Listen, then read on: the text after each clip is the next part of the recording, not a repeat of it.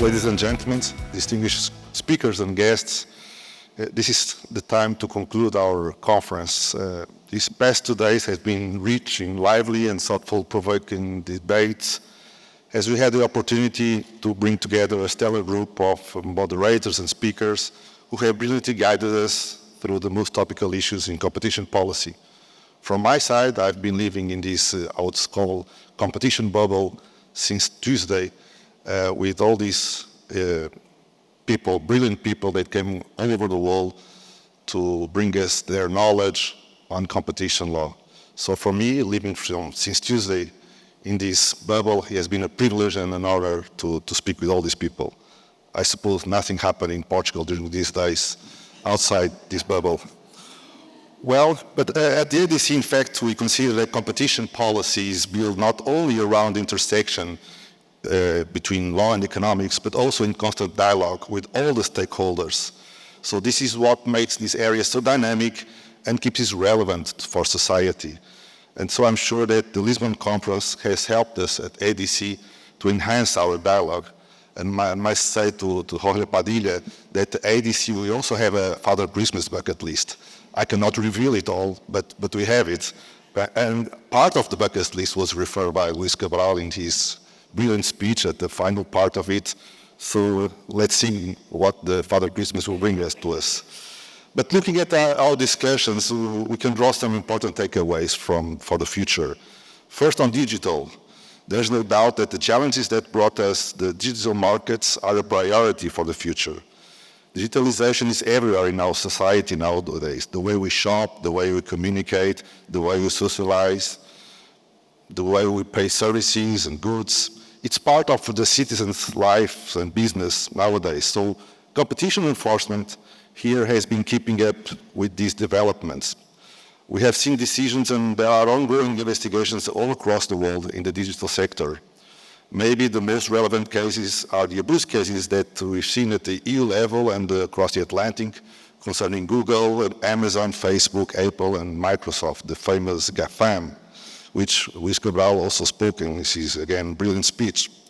And we have learned from the past digital cases that there are some things that have to be changed. Some have been changed accordingly through the design of DMA, and there are some other regulatory initiatives and tools that were built, I refer to the DSA, and will be built in the near future, such as the AI Act that is still under proposal. So things are becoming more and more dynamic in the digital sphere, and artificial intelligence is really a new frontier, as we know that more than 40 billion euros in venture capital flowed into AI firms in the first half of this year just alone. And just last week, global leaders discussed response to wider risks posed by the AI in the famous AI Safety Summit. So on competition side, it is for us also to unravel this discussion. And here, I suspect we are about to witness a sort of a digital challenges or digital transformation version 2.0. So just yesterday, we had an insightful session on artificial intelligence and the challenges that it represents for the future of competition law. And I'm happy again to mention the issues paper that was issued this week by ADC concerning generative AI, and that I do think will guide us also in order to understand the impact in competition in the future of generative AI. And furthermore, the ADC is committed to contributing to promote competition in digital markets, also in cooperation with the European Commission, namely in the context of DMA, as Olivier Garcet told us at the initial speech, and with other national competition authorities whose work we've been closely following. Talking about the antitrust enforcement, I believe it is fair to say that new frontiers lie in the horizon. The dynamics and sophistication of the markets, hand in hand with the pace of innovation, will demand from competition agencies new methods and also new toolbox adjustments. And we have been working this field at the ADC, as I referred in my initial speech. Still, at the same time, we must keep focus on what we may call classic or less cutting-edge antitrust enforcement. I'm referring to cartels, which are still the most egregious competition infringement, the so-called bread and butter cases, which Teresa Moreira also spoke yesterday.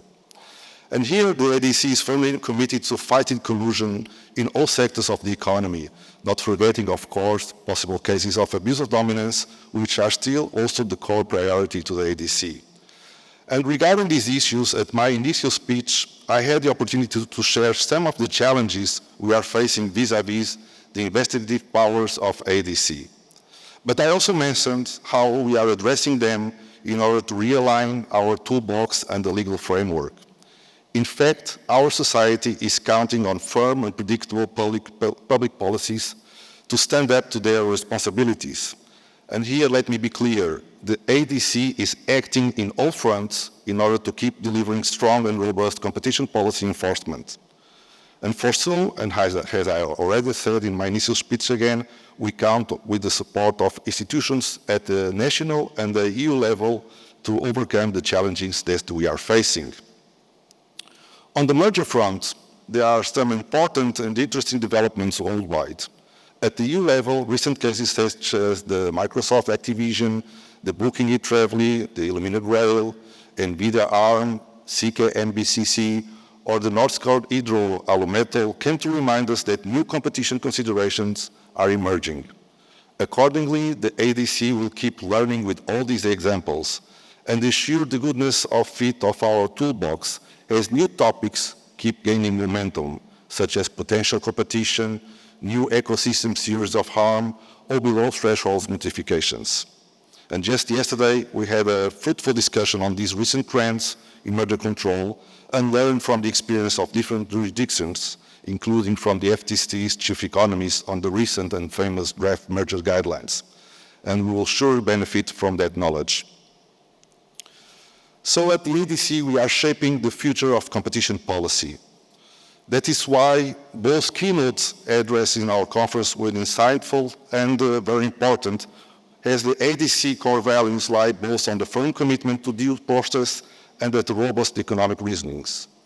Again, it was an honor, and I do think that both keynotes were brilliant, both from the President of the General Court, Mark van den Wood, and from Professor Luís Cabral, which honors so much Portugal in New York at Stern University.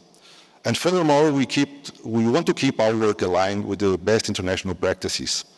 That's why it is so important for us to have international organizations such as the OECD or the UNCTAD, as well as speakers from the multitude of jurisdictions that gave us the honor of being here with us during these 2 days.